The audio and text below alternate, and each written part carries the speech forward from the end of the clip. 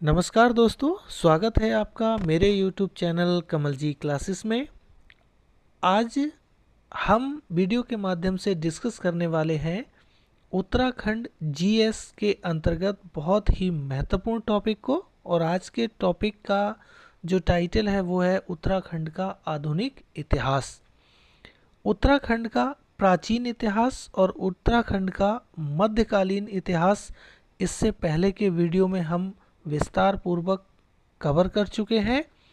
आज के टॉपिक में हम डिस्कस करेंगे उत्तराखंड पर गोरखा शासन के संदर्भ में महत्वपूर्ण 26 बहुविकल्पीय प्रश्नों को।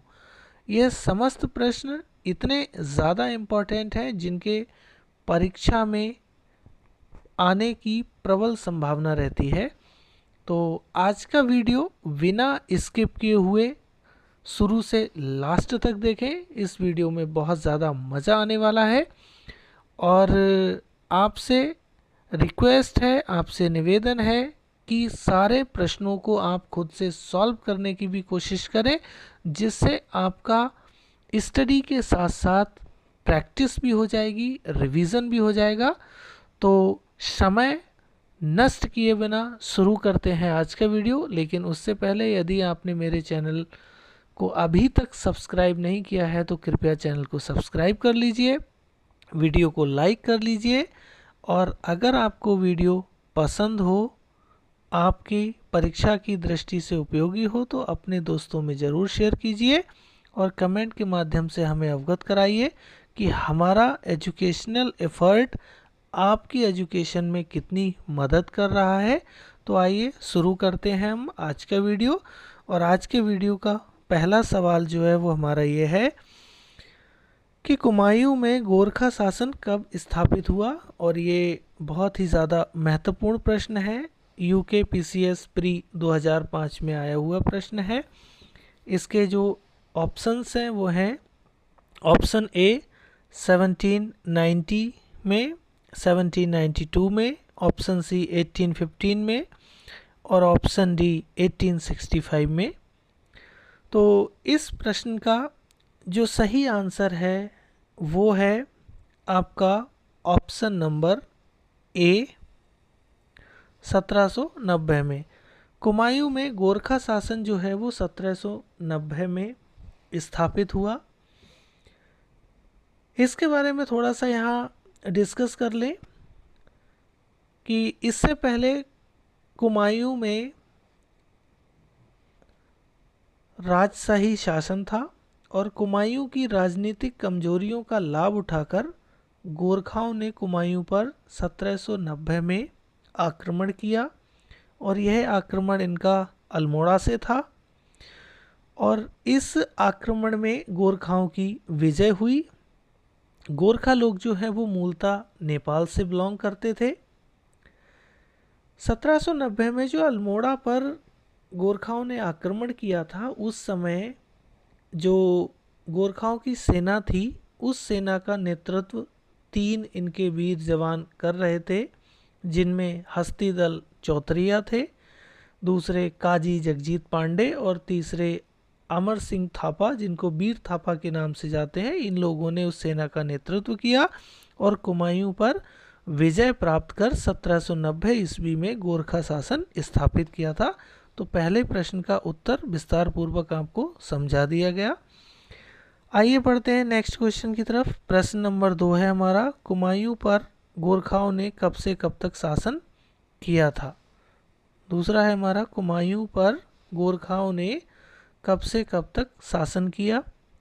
ऑप्शन नंबर 1 1740 से 1800 ईस्वी तक, दूसरा 1790 से 1815 ईस्वी तक, तीसरा 1791 से 1820 ईस्वी तक और चौथा इनमें से कोई नहीं। तो प्रश्न नंबर 2 जो कि बहुत महत्वपूर्ण है, इसका सही उत्तर है ऑप्शन नंबर बी 1790 से 1815 ईस्वी तक कुमायूं पर गोरखाओं ने शासन किया था। इसके बाद कुमायूं पर शासन गोरखाओं का नहीं रहा। नेक्स्ट है प्रश्न नंबर 3 जो हमारा है, गोरखा मूलतः कहाँ के निवासी थे। Option A Nepal, option B Tibet, option C चीन और ऑप्शन डी इनमें से कोई नहीं। तो प्रश्न नंबर 3 का जो सही आंसर है वो है ऑप्शन नंबर ए नेपाल। गोरखा मूलतः नेपाल के निवासी थे, जो हम पहले प्रश्न में भी डिस्कस कर चुके हैं। नेक्स्ट है हमारा प्रश्न नंबर 4, जो कहता है कुमायूं पर गोरखा आक्रमण के समय नेपाल नरेश कौन थे। यह कनिष्ठ सहायक 2018 की परीक्षा में पूछा गया प्रश्न है। प्रश्न नंबर 4 के ऑप्शंस हैं, ऑप्शन ए रण Bahadur Shah, option B Amar Singh Thapa, option सी महेंद्र चंद और ऑप्शन डी जगजीत पांडे। तो प्रश्न नंबर 4 का सही उत्तर है ऑप्शन नंबर ए रण बहादुर शाह। गोरखा आक्रमण के समय नेपाल के राजा थे। बहुत महत्वपूर्ण प्रश्न है, थोड़ा ध्यान से इसको वॉच कीजिए। नेक्स्ट है हमारा प्रश्न नंबर 5, जो कहता है कुमायूं का पहला सूबा, जिसे सूबेदार कहा जाता है, किसे नियुक्त किया गया था। Option A Joga Malla Shah, option B Amar Singh Thapa, option C Pradyumna Shah और ऑप्शन डी हस्तीदल चौतरिया। तो प्रश्न नंबर 5 का सही उत्तर है ऑप्शन नंबर ए जोगा मल्ल शाह। कुमायूं का पहला सूबा या जिसे हम सूबेदार कहते हैं वो जोगा मल्ल शाह को नियुक्त किया गया था। नेक्स्ट क्वेश्चन है हमारा प्रश्न नंबर 6, जो कहता है कुमायूं में राजकर के अतिरिक्त सयानों व थोकदारों को दिए जाने वाले कर कहलाता था। इम्पॉर्टेंट क्वेश्चन है, कनिष्ठ सहायक 2019 की परीक्षा में पूछा गया प्रश्न है। ऑप्शन ए सलामी, ऑप्शन बी पुंगारी, ऑप्शन सी दस्तूर और ऑप्शन डी इनमें से कोई नहीं। तो प्रश्न नंबर 6 का सही उत्तर है ऑप्शन नंबर सी दस्तूर। कुमायूं में राजकर के अतिरिक्त सयानों व थोकदारों को दिया जाने वाला कर दस्तूर कहलाता था। आइए बढ़ते हैं हम नेक्स्ट क्वेश्चन की तरफ, जो है हमारा प्रश्न नंबर 7। प्रश्न नंबर 7 कहता है, अब कुमायूं के बाद गढ़वाल की बात करते हैं हम। गढ़वाल राज्य पर गोरखाओं ने प्रथम आक्रमण कब किया। इम्पॉर्टेंट क्वेश्चन है, परीक्षा की दृष्टि से बहुत ही ज़्यादा महत्वपूर्ण है। इसको खुद से भी सॉल्व करने की कोशिश कीजिए और कमेंट में बताइए कि what is the right answer of this question. Option ए 1789 ईस्वी, ऑप्शन बी 1790 ईस्वी, ऑप्शन सी 1791 ईस्वी और ऑप्शन डी 1792 ईस्वी। तो प्रश्न नंबर जो 7 है उसका सही आंसर है ऑप्शन नंबर सी 1791 ईस्वी। गढ़वाल राज्य पर गोरखाओं ने प्रथम आक्रमण 1791 ईस्वी में किया था। यहाँ मैं थोड़ा सा आपको डिटेल में जानकारी दे दूं। 1790 ईस्वी में जब अल्मोड़ा पर आक्रमण किया गोरखाओं ने, और अल्मोड़ा पर आक्रमण करने के बाद संपूर्ण कुमायूं को अपने कब्जे में ले लिया, इससे गोरखा शासन को बहुत अधिक बल मिला और उन्होंने अपने राज्य को विस्तार देने के लिए गढ़वाल पर भी आक्रमण किया। तो 1791 ईस्वी में गोरखाओं ने गढ़वाल पर आक्रमण किया और दोनों सेनाओं, गढ़वाल सेना और गोरखाओं की सेनाओं का लंगूरगढ़ में युद्ध हुआ और यह युद्ध जो है 28 दिन तक चला और इसमें जो राजा प्रद्युम्न शाह थे, इनकी सेना ने गोरखाओं को नाको चने चबा दिए और संधि करने पर मजबूर कर दिया। और 1792 ईस्वी में जो इनकी संधि हुई, उस संधि में यह तय हुआ कि गोरखा कभी भी गढ़वाल पर आक्रमण नहीं करेंगे और इसके बदले में इन्हें कुछ जुर्माना भी देना पड़ा था। तो यहाँ बुरी तरीके से गोरखाओं की हार हुई और इसके बाद गोरखा जो है वो वहाँ से लौट गए थे। राजा प्रद्युम्न शाह की सेना की विजय हुई थी। तो option C is the right answer. Next है हमारा क्वेश्चन नंबर 8। गढ़वाल के राजा व गोरखा शासन के मध्य किस वर्ष संधि हुई थी? अभी हमने इससे पहले 7वें प्रश्न में ये डिस्कस किया। ऑप्शन ए 1792 ईस्वी, ऑप्शन बी 1793 ईस्वी, ऑप्शन सी 1815 और ऑप्शन डी 1818 ईस्वी में। तो प्रश्न नंबर 8 का जो सही आंसर है वो है ऑप्शन नंबर ए 1792 ईस्वी।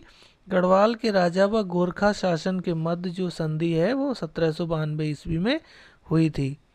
नेक्स्ट क्वेश्चन है हमारा प्रश्न नंबर 9, जो है बहुत ही महत्वपूर्ण टॉपिक से। यह प्रश्न अक्सर यूके पीएससी और यूके ट्रिपल एससी तथा अन्य एग्ज़ाम्स में अक्सर देखने को मिल जाता है, जहां पर उत्तराखंड जीएस से रिलेटेड प्रश्न आते हैं।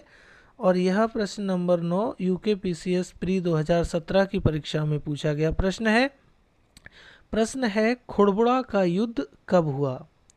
Again, this is one of the most important question related to Uttarakhand GS. And now the options are, पहला ऑप्शन है 1798 ईस्वी में, दूसरा 1800 ईस्वी में, तीसरा 1804 ईस्वी में और चौथा है 1807 ईस्वी में। तो प्रश्न नंबर 9 का सही आंसर रहेगा ऑप्शन नंबर सी 1804 ईस्वी में खुड़बुड़ा का युद्ध हुआ था। अब खुड़बुड़ा के युद्ध के विषय में थोड़ा सा बता दिया जाए।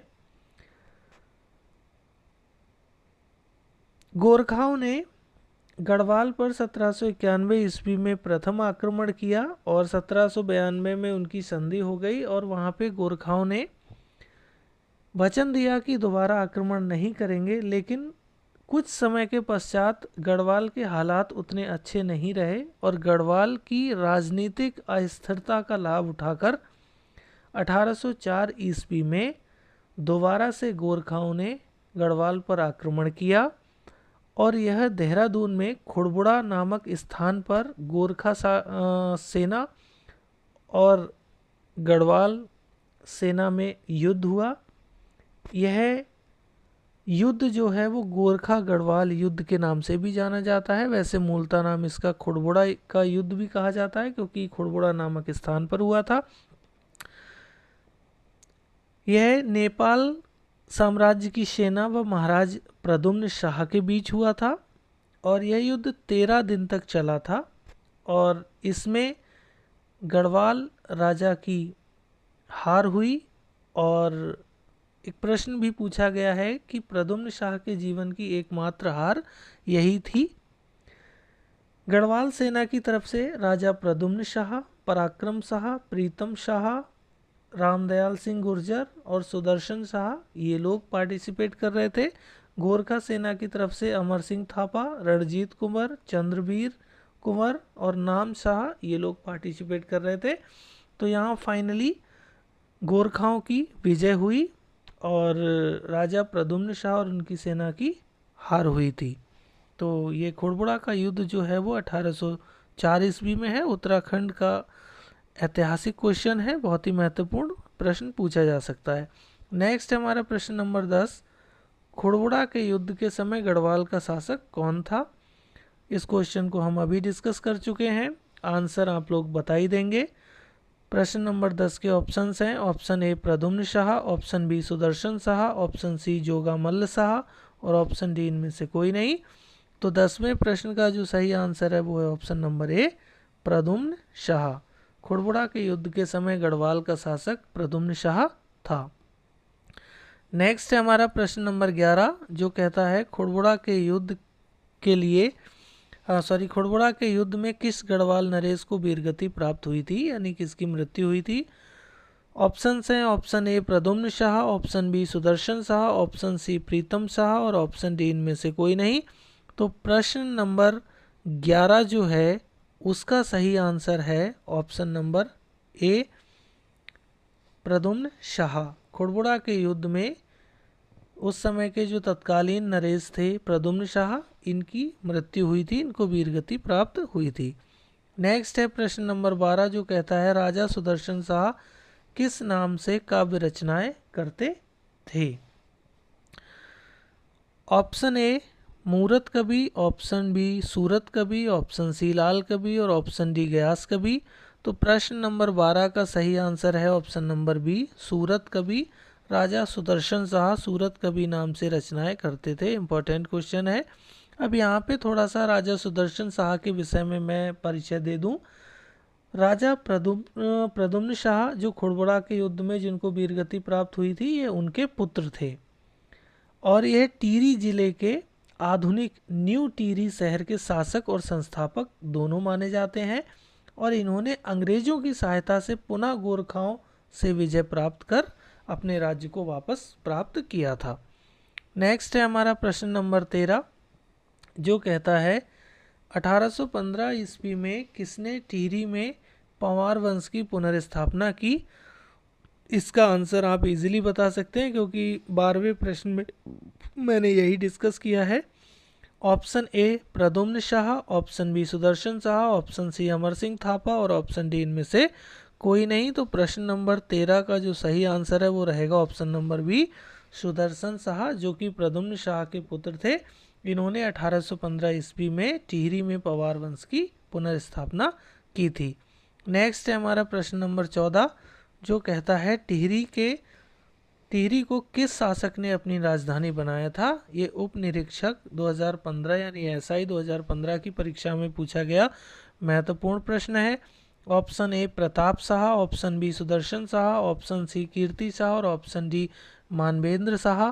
तो प्रश्न नंबर 14 का सही आंसर है option number B, Sudarshan Shah. Sudarshan Shah ने ही टिहरी नगर की स्थापना की थी और उसे अपनी राजधानी भी बनाया था। नेक्स्ट है हमारा प्रश्न नंबर 15, जो कहता है किसने सेनानायक अमर सिंह थापा को काली नदी से सतलुज पार के क्षेत्र तक का सर्वोच्च न्यायाधीश नियुक्त किया था।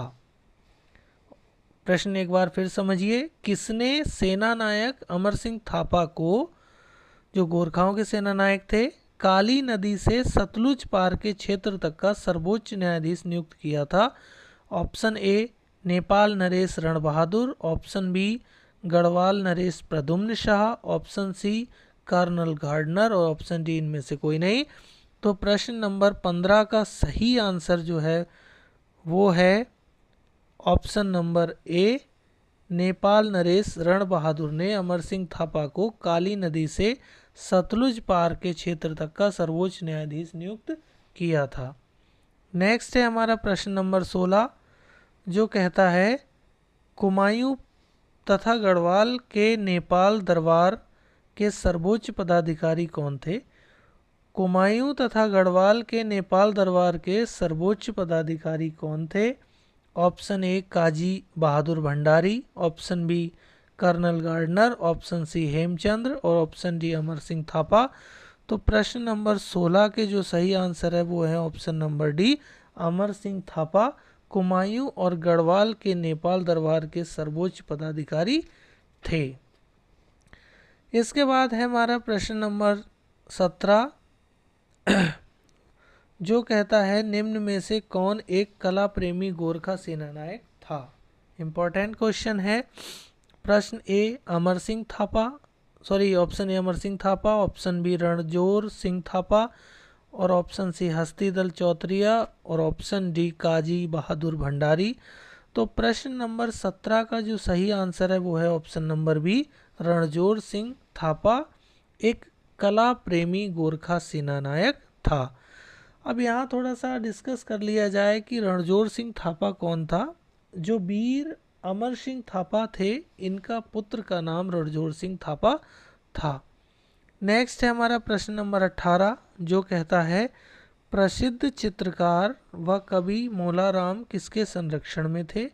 इम्पॉर्टेंट क्वेश्चन है, आप खुद से भी सॉल्व करने की कोशिश कीजिए, चाहे तो इसका स्क्रीनशॉट ले सकते हैं, नोट्स तैयार कर सकते हैं और अपना जो प्रैक्टिस है उसको तेज धार प्रदान कर सकते हैं। तो इस प्रश्न के जो सही आंसर है उसको जानने से पहले हम ऑप्शन को डिस्कस करते हैं। Option A Amar Singh Thapa, option B Ranjor Singh Thapa, option C Bhairav Thapa और ऑप्शन डी काजोनज रूल। तो इसका जो सही आंसर है वो है option number B, Ranjor Singh Thapa. इनके संरक्षण में प्रसिद्ध चित्रकार एवं कवि मोलाराम थे। नेक्स्ट है हमारा प्रश्न नंबर 19 जो कहता है कवि मोलाराम ने रणजोर सिंह थापा को किस उपाधि से विभूषित किया था। Very important question. Option A Danveer Karna, option B Rajratna, option C Rajadhiraj और ऑप्शन डी दीनपनाह। तो प्रश्न नंबर 19 का जो सही आंसर है वो है ऑप्शन नंबर ए दानवीर कर्ण। कवि मोलाराम ने रणजोर सिंह थापा को दानवीर कर्ण की उपाधि से सुशोभित या विभूषित किया। प्रश्न नंबर हमारा 20 कहता है किस गोरखा सेनानायक के समय हरिद्वार की हर की पौड़ी में दासों की बिक्री होती थी। यहाँ पे ऑप्शन है A Amar Singh Thapa, option B Hastidal Chautariya, option C Ranveer Singh और ऑप्शन डी भैरो थापा। तो प्रश्न नंबर 20 का सही आंसर है option number B Hastidal चौतरिया। हस्तीदल चौतरिया Gorkha सेनानायक के समय हरिद्वार की हर की पौड़ी में दासों की बिक्री होती थी। नेक्स्ट है हमारा प्रश्न नंबर 21 जो कहता है निम्न में से कौन सा गोरखा सेनानायक अत्यंत क्रूर व अत्याचारी प्रशासक था। Option A Ranjor Singh Thapa, option B Hastidal Chautariya, option C Bhairo Thapa और ऑप्शन डी काजी बहादुर भंडारी। तो प्रश्न नंबर 21 का जो सही आंसर है वो है option number C Bhairo Thapa. Bhairo Thapa जो गोरखा सेनानायक था ये अत्यंत क्रूर व अत्याचारी प्रशासक माना जाता था।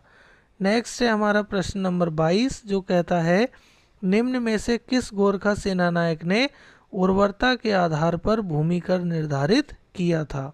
Option A Hastidal Chautariya, option B Bhairo Thapa, option C Kaji Bahadur Bhandari और ऑप्शन डी इनमें से कोई नहीं। तो प्रश्न नंबर 22 का जो सही आंसर है वो है ऑप्शन नंबर सी काजी बहादुर भंडारी। ये गोरखा सेनानायक ऐसा था जिसने उर्वरता के आधार पर भूमि कर निर्धारित किया था। नेक्स्ट है हमारा प्रश्न नंबर 23 जो कहता है गोरखा शासन के समय शुभ अवसरों व शादी के समय लिया जाने वाला कर क्या कहलाता था। यह कनिष्ठ सहायक 2018 की परीक्षा में पूछा गया बहुत ही महत्वपूर्ण प्रश्न है। ऑप्शन ए पुंगारी, ऑप्शन बी टीका भेंट, ऑप्शन सी सलामी और ऑप्शन डी तिमारी। तो प्रश्न नंबर 23 का सही आंसर जो है वो है ऑप्शन नंबर बी टीका भेंट। गोरखा शासन के समय शुभ अवसरों व शादी के समय लिया जाने वाला जो कर है वो टीका भेंट कहलाता था। नेक्स्ट है हमारा प्रश्न नंबर 24 जो कहता है गोरखा काल में लोगों को सेवा के बदले दी जाने वाली भूमि को क्या कहा जाता था। Option A Manachaul, option B Vishnu Preet, option C Sita, option D इनमें से कोई नहीं। तो प्रश्न नंबर 24 का जो सही आंसर है वो है ऑप्शन नंबर ए मानाचौल। गोरखा काल में लोगों को सेवा के बदले दी जाने वाली भूमि को मानाचौल कहा जाता था। इम्पॉर्टेंट प्रश्न है, इसको याद रखेंगे। नेक्स्ट है हमारा प्रश्न नंबर 25 जो कहता है गोरखा शासन में युद्ध के अवसर पर प्रत्येक नौजवान से वसूला जाने वाला तत्कालीन कर क्या कहलाता था। इम्पॉर्टेंट क्वेश्चन है। ऑप्शन ए सलामी, ऑप्शन बी तिमारी, ऑप्शन सी पगरी, ऑप्शन डी मांगा। तो प्रश्न नंबर 25 का जो है वो सही आंसर है वो ऑप्शन डी मांगा। गोरखा शासन में युद्ध के अवसर पर प्रत्येक नौजवान से वसूला जाने वाला तत्कालीन कर मांगा कहलाता था। नेक्स्ट और इस वीडियो का लास्ट प्रश्न बहुत ही ज़्यादा इम्पोर्टेंट है जो वन क्षेत्र अधिकारी 2015 की परीक्षा में पूछा गया है और आगामी यूके पीएससी और यूके ट्रिपल एससी की परीक्षाओं में आने की प्रबल संभावना है। प्रश्न है 36 रकम 32 कलम कर की व्यवस्था का उन्मूलन किया था, यानी किसने किया था।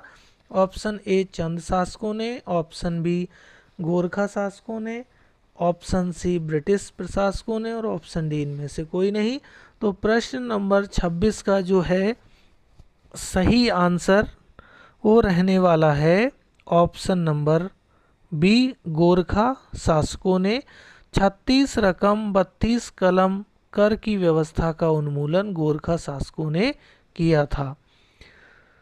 अब यहाँ 36 रकम 32 कलम क्या है इसके बारे में बता दिया जाए। 36 रकम 32 कलम ये गढ़वाल के राजाओं के द्वारा ली जाने वाली एक कर की व्यवस्था थी, जिसमें कुल 68 प्रकार के टैक्स थे। इन टैक्सों का उन्मूलन गोरखा शासकों ने किया और इनके स्थान पे कुछ नए कर लगाए थे। तो आज के वीडियो में हमने डिस्कस किए उत्तराखंड में गोरखाओं के शासन से संबंधित महत्वपूर्ण 26 प्रश्नों को। आई थिंक ये वीडियो आपके लिए बहुत ही ज़्यादा लाभदायक, ज्ञानप्रद और इंटरेस्टिंग रहा होगा। सारे प्रश्नों को आप भली भांति समझ गए होंगे। जहाँ पर व्याख्या करने का था मेरे द्वारा व्याख्या भी की गई है। जो प्रश्न सरल हैं उनको सिर्फ सॉल्व करवाया है। आप खुद से इन सभी प्रश्नों के आंसरों को देने का प्रयास कीजिए। वीडियो का स्क्रीनशॉट लेकर नोट्स भी तैयार कर सकते हैं। आगामी परीक्षाओं में आपके लिए ये महत्वपूर्ण साबित होंगे। आज के वीडियो में रहने देते हैं, बस इतना ही। मिलते हैं आपसे एक और नए वीडियो में, तब तक के लिए नमस्कार।